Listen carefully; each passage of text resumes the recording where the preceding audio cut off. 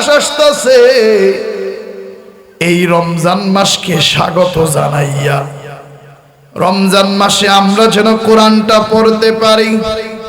এই কারণে এখন থেকে সবাই নিয়ত করেন রে বাবা, অনেকে আমরা কোরআন পড়ি না, কোরআন ধরি না, কোরআন স্পর্শ করি না। এই যে এই মসজিদের ভিতরে দেখবেন একটা কোরআন রাখা আছে, কোরআনের উপর ধুলো মলিন হয়ে গেছে, ধুলোযুক্ত হয়ে গিয়েছে। বাবারে অনেকে বলেন হুজুর আমি কোরআন পড়তে পারি না।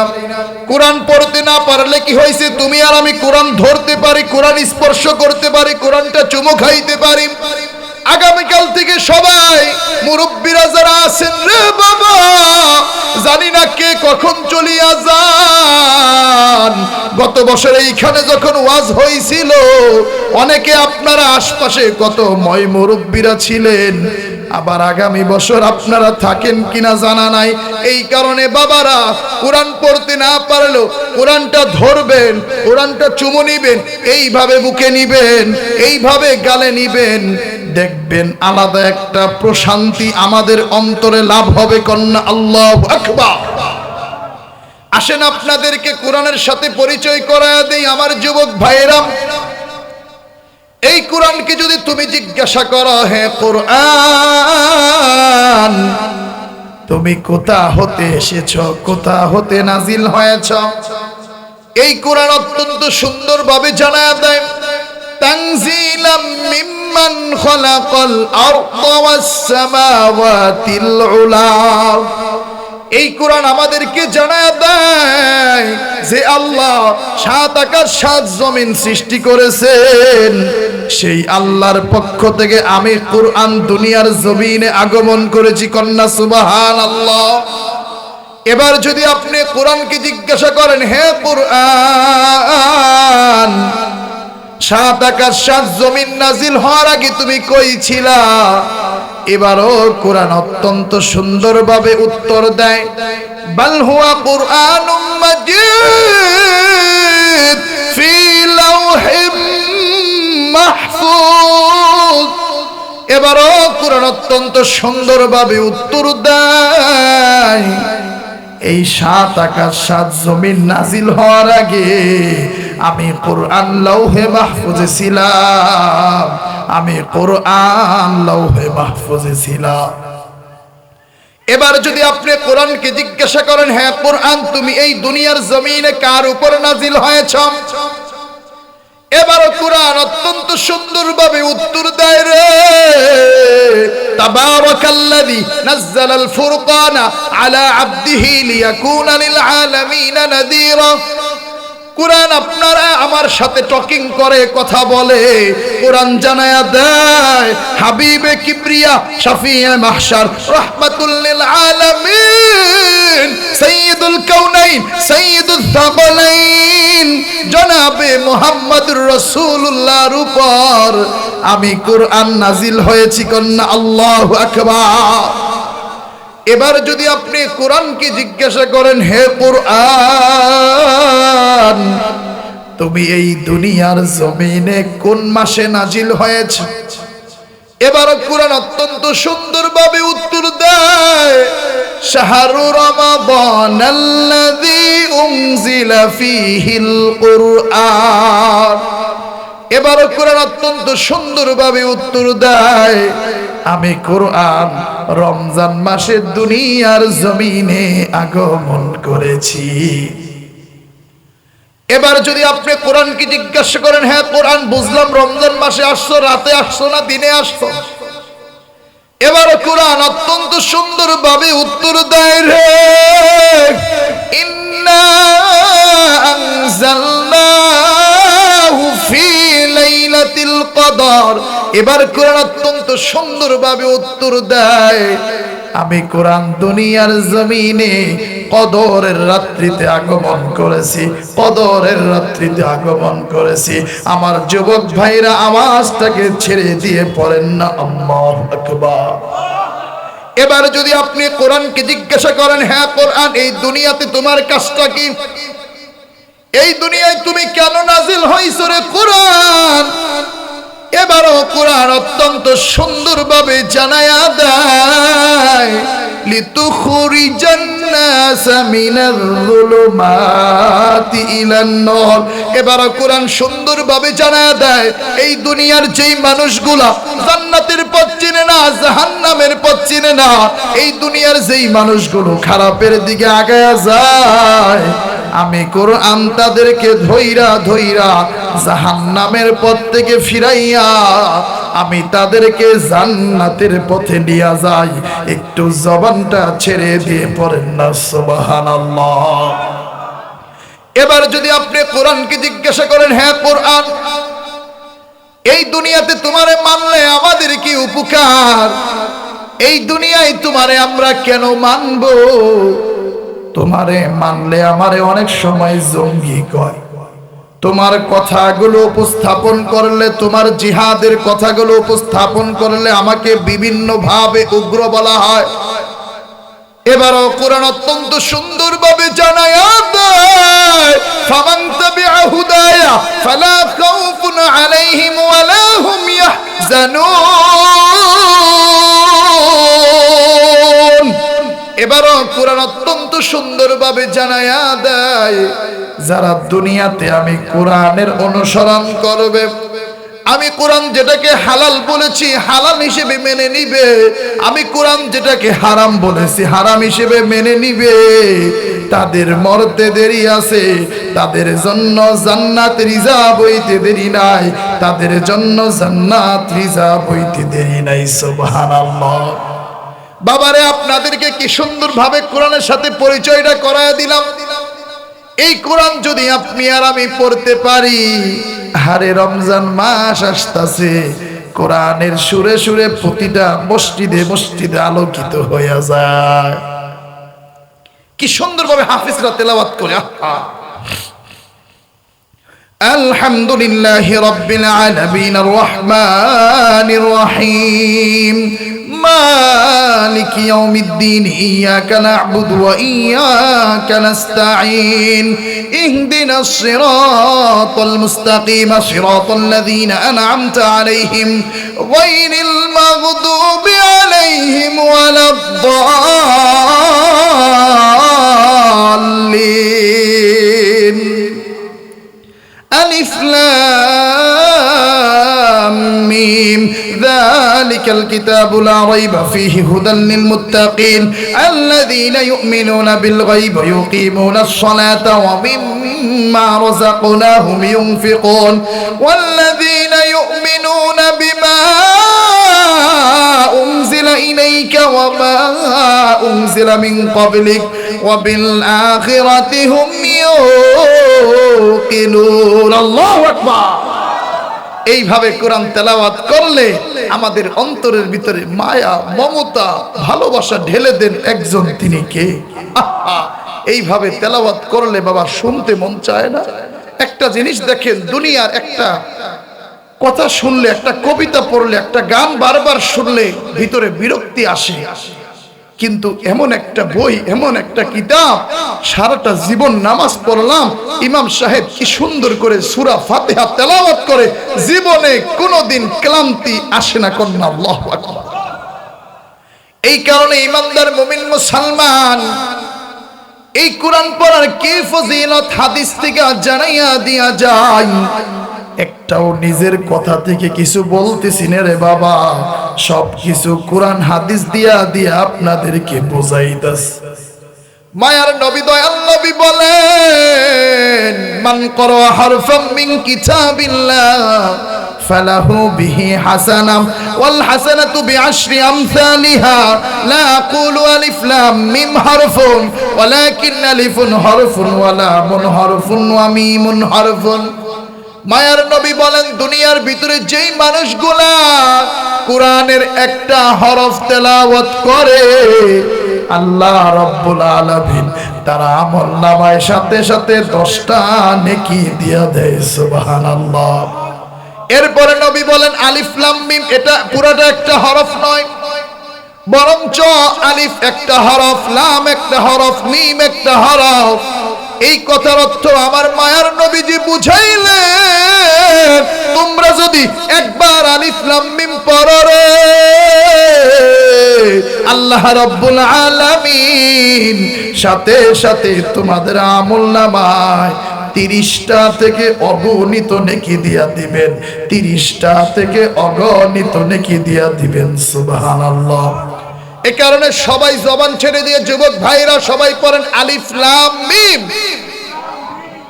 মায়ার নবী দয়াল নবী বলেন, সমাজের ভিতরে কেন শান্তি আমরা দেখতে পাই না? আগের জামানায় আমাদের দাদিরা নানিরা যখন ইলিশ মাছ পাকাইতো, সবার ঘরে ঘরে এক একটা টুকরা দিত।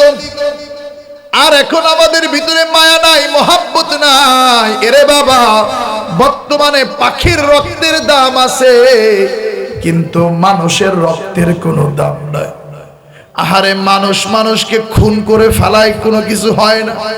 অথচ বিড়াল মরলে মানুষের কত আবেগ, পাখি মইরা গেলে মানুষের কত মায়া।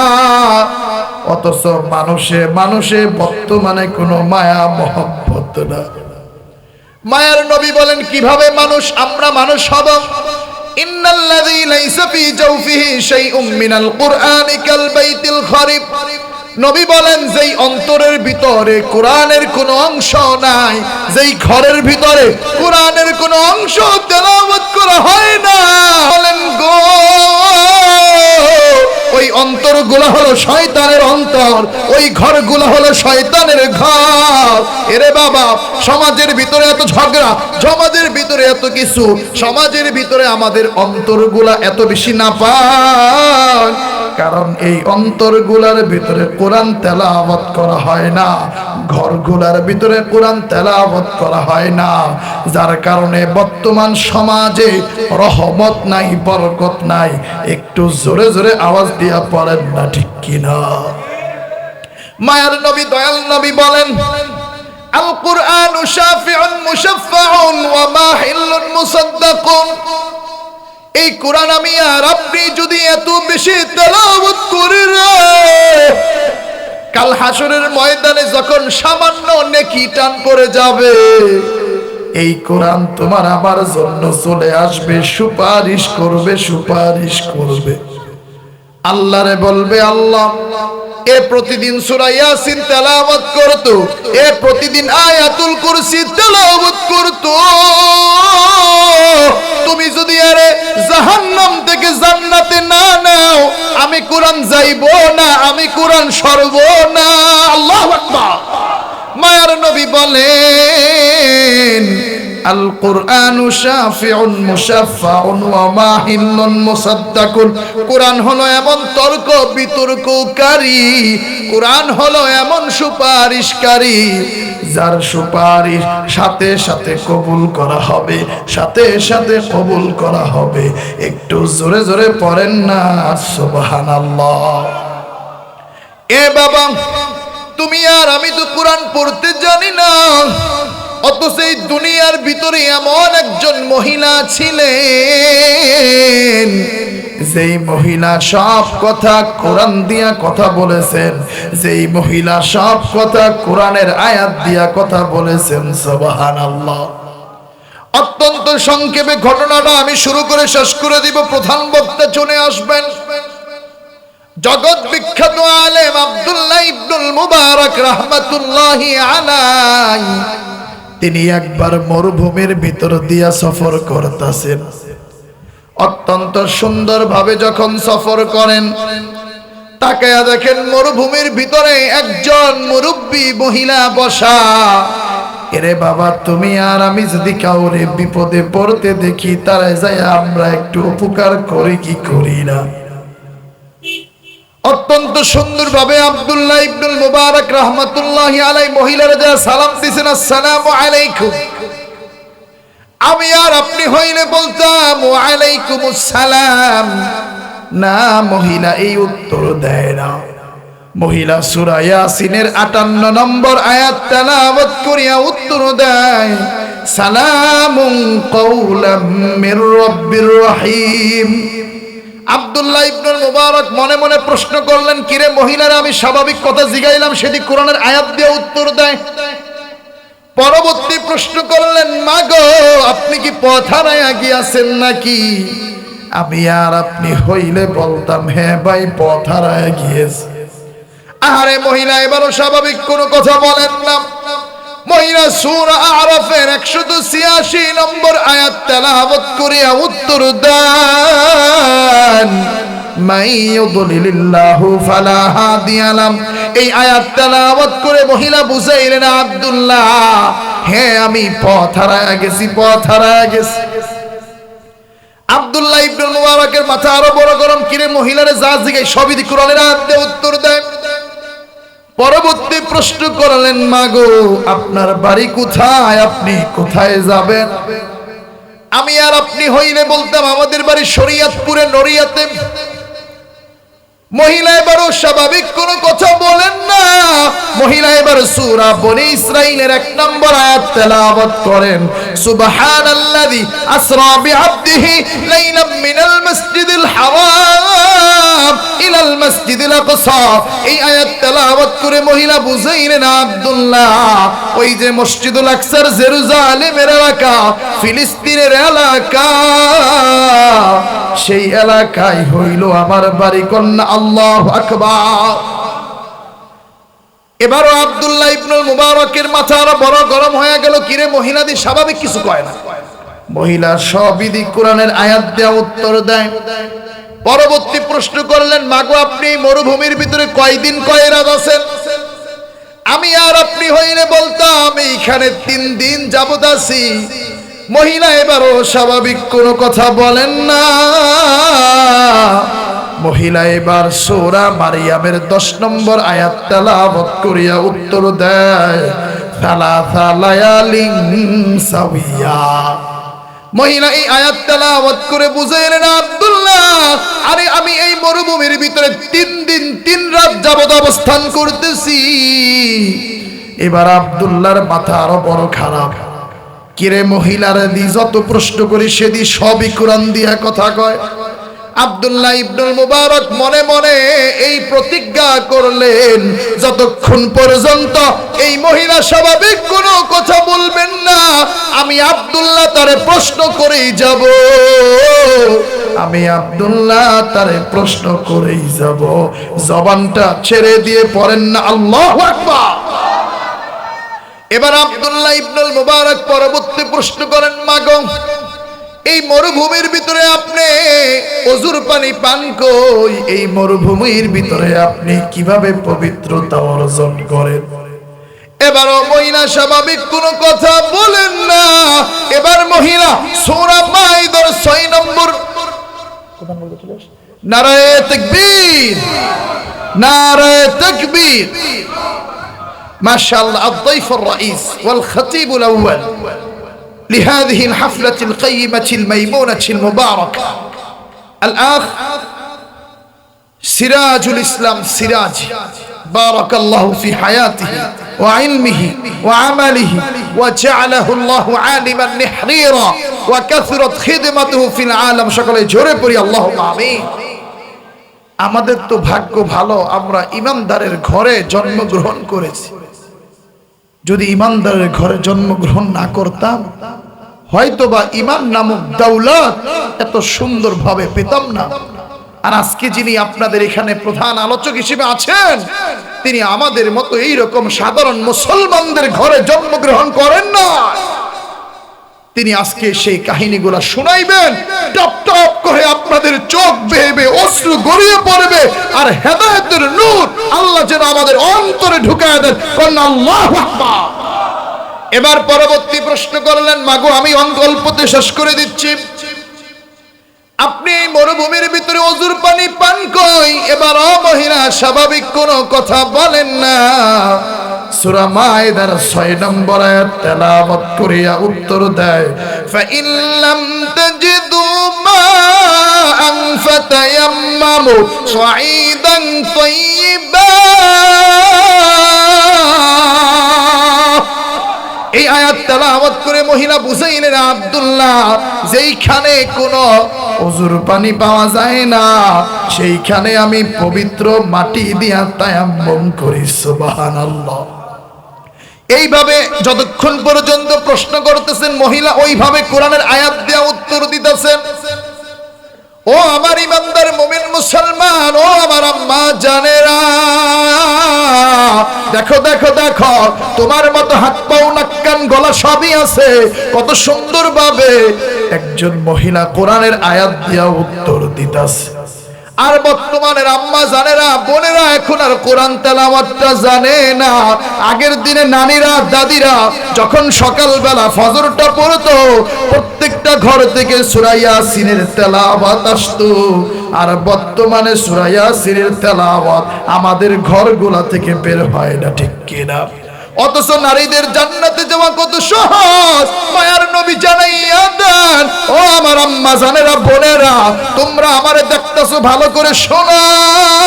মায়ার নবী বলেন গো, আল মারআতু ইযা সাল্লাত খামসাহা ওয়া সামাত শাহরাহা ওয়া আহসানাত ফারজাহা ওয়া আতাআত বালাহা ফালতাদখুল মিন আই আবওয়াবিল জান্নাতি শাআত। নবী জানাইয়া দেয়, দুনিয়ার ভিতরে যেই মহিলা, দুনিয়ার ভিতরে যেই নারী 5 ওয়াক্ত নামাজ আদায় করে, রমজান মাসের রোজা রাখে, স্বামীর অনুপস্থিতিতে নিজের লজ্জা স্থান হেফাজত করে, কারো সাথে পরকিয়া করে না, স্বামী বাড়িতে আসলে খেদমত করে, খেদমত করার জন্য পাগল পারা হয়ে যায়। নবী বলে, মাত্র এই 4টা কাজ কইরা দুনিয়ার ভিতরে যদি কোনো নারী ইন্তেকাল হয়ে যায়, জান্নাতের যেই দরজা দিয়ে সে প্রবেশ করতে চায়, আমার আল্লাহ সেই দরজা দিয়াই তারে জান্নাতের ভিতরে প্রবেশ করেন। কন্যা সুবহানাল্লাহ।